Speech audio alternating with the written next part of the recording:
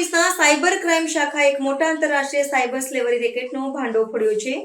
આ કેસમાં નાસ્તા ફરતા બે મુખ્ય આરોપીઓને મુંબઈ અને સાબરકાંઠાથી ખાતેથી ઝડપી પાડવામાં આવ્યા છે। સાયબર સ્લેવરીના આંતરરાષ્ટ્રીય રેકેટમાં વધુ બે આરોપીઓ પકડાયા છે। ધરપકડ કરાયેલા બે આરોપીઓ પૈકી એક MBAનો વિદ્યાર્થી છે, જ્યારે બીજો મુખ્ય આરોપીનો સાગરીત તરીકે ઓળખાયો છે।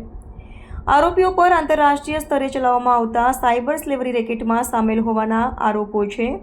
આ રેકેટ દરમિયાન આરોપીઓ યુવાનોને ઓનલાઈન નોકરીની લાલચ આપીને ફસાવતા હતા। તેમને વિદેશમાં ઉચ્ચ પગારવાળી નોકરી અથવા ઓનલાઈન કામ કરવાની લોભામણી ઓફર આપતા હતા। જ્યારે યુવાનો આ ઓફર સ્વીકારતા ત્યારે તેમના પાસપોર્ટ અને અન્ય કાયદેસર દસ્તાવેજો જપ્ત કરવામાં આવતા હતા।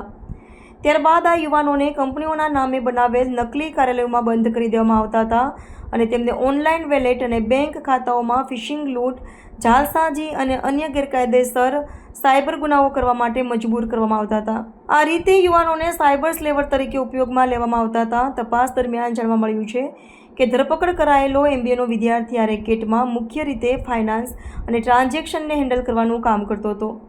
તે લૂંટેલા પૈસાને લોન શાર્કિંગ અને અન્ય ગેરકાયદેસર રીતે લોન આપવા જેવી પ્રક્રિયાઓ દ્વારા વ્હાઇટ વોશ કરતો હતો। બીજો આરોપી જે મુખ્ય આરોપીની સાથી હતો, તે ભરતી પ્રક્રિયા અને યુવાનોને ફસાવવાના કામમાં સામેલ હોવાનું મનાય છે। સાયબર ક્રાઇમ શાખાની ટીમે આરોપીઓને ઝડપી પાડવા માટે મુંબઈ અને સાબરકાંઠા પોલીસ સાથે સંકલન કર્યું હતું। ધરપકડ પછી આરોપીઓને સુરત લાવવામાં આવ્યા અને તેમને સ્થાનિક કોર્ટમાં રજૂ કરવામાં આવ્યા। કોર્ટે પોલીસને આરોપીઓની 4 દિવસની રિમાન્ડ મંજૂર કરી છે, જે દરમિયાન પોલીસે તેમની કબજામાંથી મોબાઈલ ફોન, લેપટોપ અને અન્ય ડિજિટલ સાધનોનું વિશ્લેષણ કરશે અને રેકેટના અન્ય સભ્યો અને તેના નેટવર્કનો ઉડાડવા માટે પૂછતાછ કરશે। સાયબર સ્લેવરીની રેકેટમાં સુરત સાયબર ક્રાઇમ સેલે હવે બીજા બે આરોપીઓને ઝડપી પાડ્યું છે। અગાઉ અમે લોકોએ 4 આરોપીઓને ધરપકડ કરી હતી। એ ચાર એજન્ટ તરીકે કામ કરતા હતા। હવે જે બે આરોપીઓને ધરપકડ કરવામાં આવેલ છે, એમાં પહેલાંનું નામ છે શશાંક સક્સેના। એ MBA છે અને આખી રેકેટમાં એમનું કામ હતું USDT ને ઇન્ડિયન રૂપીઝમાં કન્વર્ટ કરાવવાનું, અને એના માટે ટ્રસ્ટ વોલેટનો ઉપયોગ કરતો હતો। અને જેટલા બધા એજન્ટો છે, HR એજન્ટ જે ચાઇનીઝ ગેંગ સાથે કામ કરતા હતા, તો એ લોકોને જે કમિશન મળતી હતી એ USDTમાં મળતી હતી।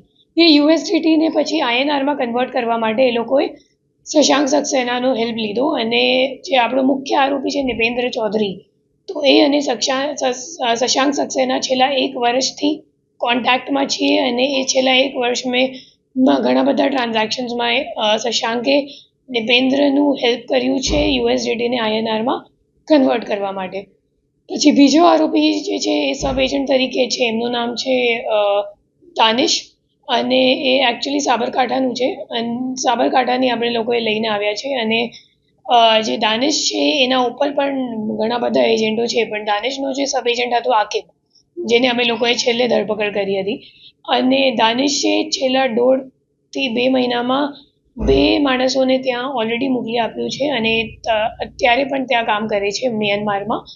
અને દાનિશ સાથે હાલ અમે લોકો પૂછપરછ કરી રહ્યા છીએ। કોર્ટને અમે લોકોને 4 દિવસની બંને આરોપીઓ માટે રિમાન્ડ પણ આપી દીધી છે, અને હાલ આ દિશામાં તપાસ ચાલુ છે।